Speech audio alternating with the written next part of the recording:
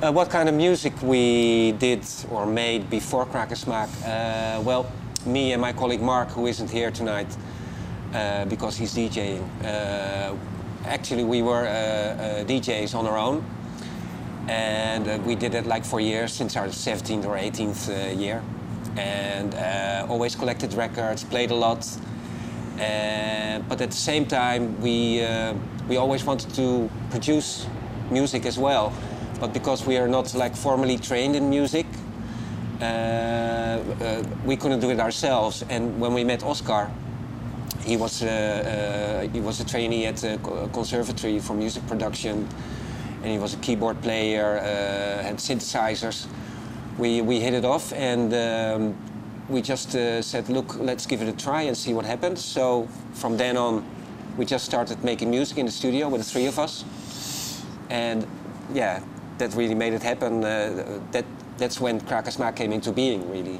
Yeah, and the main influences of Kraak Smaak will always be like funk music and jazz and a lot of house and hip hop as well. Yeah. Like, I mean, everything with a groove, really. We're not really into rock music. We're really into, I mean, yeah, disco, house, Electronic. You know, electronic music. Everything with a nice solid groove, you know. So that's what brought us together, really. Yeah. I was a keyboard player before Kraak Smaak, but no, and I made some. I really did a lot of studio time, but not really professionally until I was like 24 or something. So I went to the conservatory.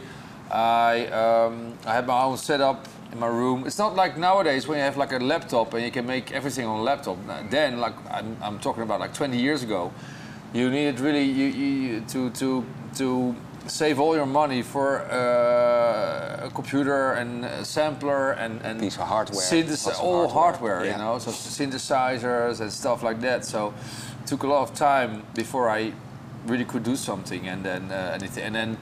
We had some other projects with the three of us as well before Kraak Smaak, but Kraak Smaak was the first project that really started it all. Yeah, took off from the beginning, really. Yeah, it took off from, yeah. I think we started off DJing because that was the most logical thing to do at the time. Because I was the only musician, and Mark and DJ had been DJing for quite a while already, like 10, 15 years, so it was the most logical step to do. And then after a while we compiled the CD out of all the 12 inches we released on vinyl, of course. Vinyl, yes. We still do that, of course. But then I think it was our booker or somebody like that told us that it would be a very nice thing just to do once, to do an album presentation, but with musicians. Yeah. And it was just for the occasion, you know. So we didn't intend to do that longer than just that night, but it went off so well, so that we decided to continue that till today, really. So we had like, this is the third band already we have, like the third drummer, the third singer, the female singer, and the third bass player. Yeah, the second bass player. Yeah. So, you know, it evolves. Yeah, the idea behind the live band was also to give it a different character, because if you're DJing, it's just one person or two persons playing records, and now you could really make a difference, especially with our kind of music, to perform it with a live band, because as far as we knew, there weren't that many live bands around who did the same kind of music. Yeah, electronic music live. Yeah. So that was a cool thing to do, and because the audience has more like the idea they're connecting to people. Yeah. And they see people playing live, and it also makes it more interesting for all kinds of different festivals than only dance festivals, for example, pop festivals. But we still do DJ sets as well. I mean, there are a lot of occasions where you could imagine a band won't work. I mean, if you play like 3 o'clock in the morning, in a club. also house in a club, then nobody wants to watch a band. Everybody wants to dance. So we do like 50% DJ sets. Our colleague Mark does that. He goes to Brazil tomorrow. We go back to Holland to work in the studio. So, you know, we do DJ sets and we do live sets. Yeah. So just, you know, everything really. Because the vibe, certain songs you cannot play with a band. They're too relaxed just for dancing. And, you know, and that's, you know, those kind of tracks he can play. And there are also a lot of tracks we can play in the band he can't play in the DJ set. So it's really those different worlds we really want to how do you say that? To do both. And I think that the music is also very versatile. It really makes sense to perform it with a live band and with a DJ set as well. Yeah. Some details get lost in a live band. So I think, for instance, when we are we just released, we are releasing a CD in a couple of weeks. And we're really now, at the moment, in the process of translating it to the live band. So we will perform a lot of new tracks tonight, of which we don't know yet how the reaction of the audience will be. So, but one thing the immediate thing you do is cut out all the small details because it doesn't work. Maybe in a club it works, but on a big festival with 10,000 people, all the details. So the drummer is not going to play like it's not going to just like this, you know. And I'm not all the notes, just simple, and because it's too much information for people. So that's really something I think. I think most bands do that because it's too much. The sound it's very loud and there's a lot of people and.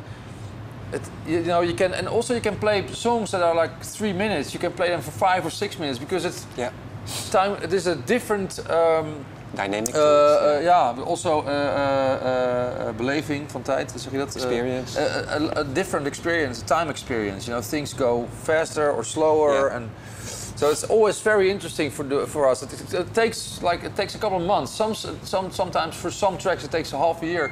To play them, you know, and then you have like, hey, this is the way to play it. So we really, it's an interesting time for us right now. So you know, some tracks maybe they won't work. You never know. So it's very exciting for us to play it tonight. It's not like we play a show, you know, we did it 1,000 times. No, I mean a lot of tracks we play 1,000 times, but the new tracks are really for us. It's like, you know, it's exciting. For now, really. It's an ongoing process until.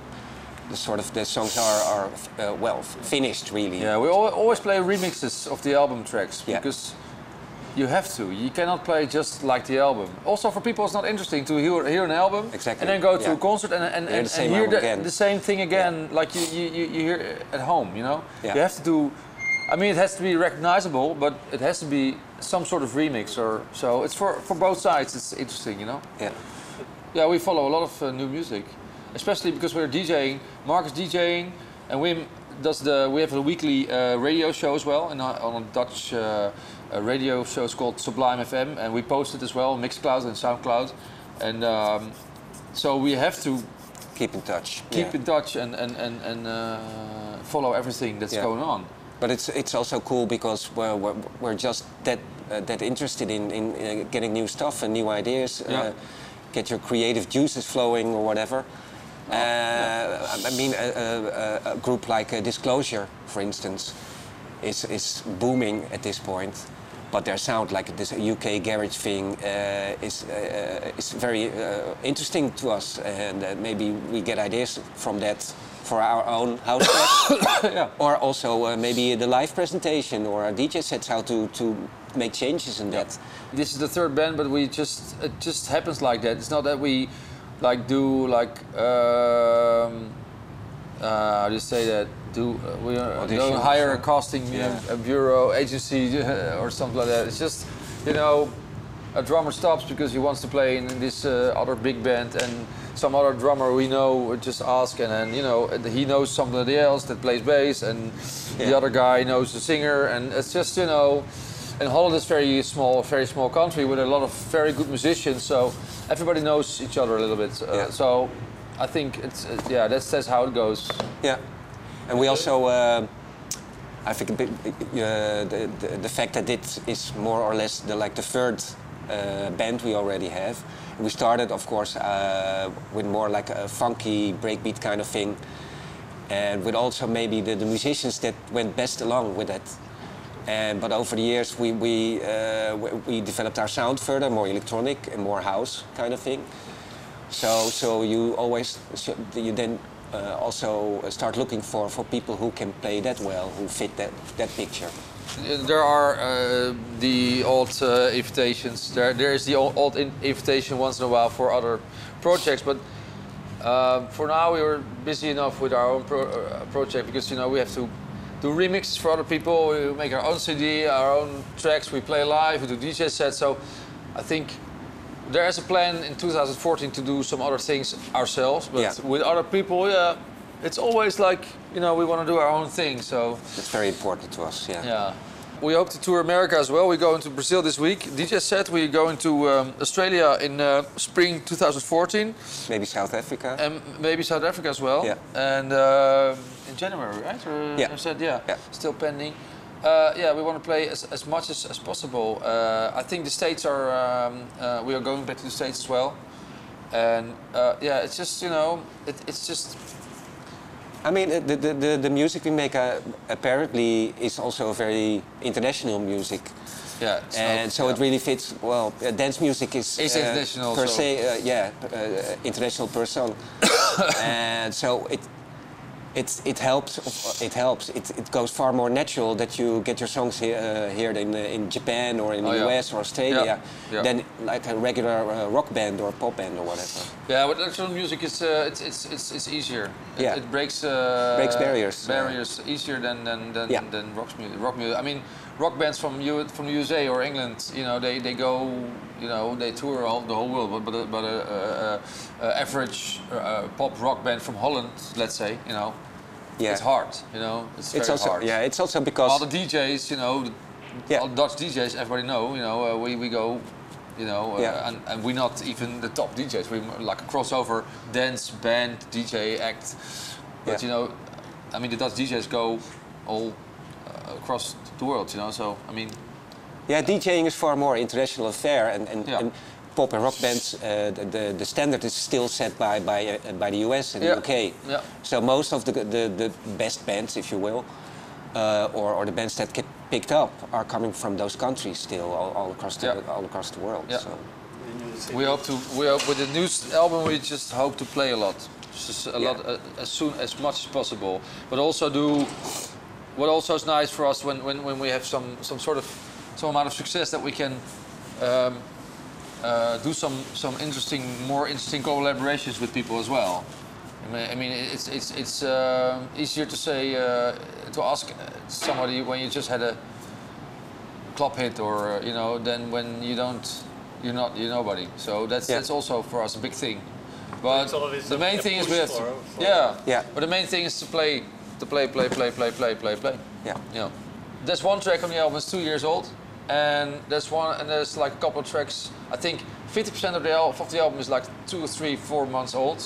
And there are a couple of songs that we already started writing 2 years ago. Yeah. So you could say it takes 2 years, but it like the full-time thing is just the last couple of months. The last 3 months you get like.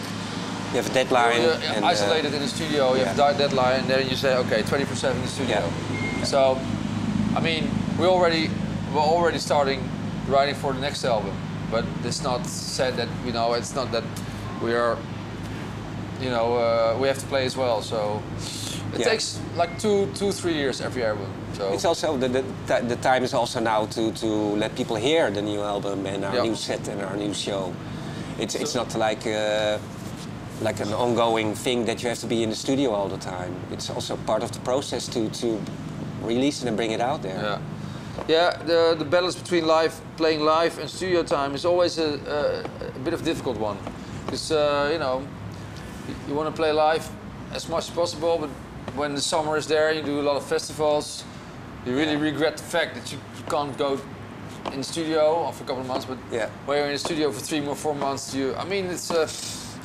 it's a love and hate affair. Really, it's like it's really difficult. There's no such thing as a perfect balance. Yeah, the perfect balance would be like you play Saturday and Sunday, and then you go to the studio Monday, but you're too tired. So and then maybe Tuesday, and then Thursday comes, and then you have to get play into again. it again. And so it's always, there's no perfect balance between those. Yeah. It's not such a thing. I don't think go there with are the flow. people that would say, oh, I've found a perfect balance between playing live and studio. It's not possible, I think. Yeah. It's always I want to play. No, I want to studio. No, I want to play studio. No, it's always like that.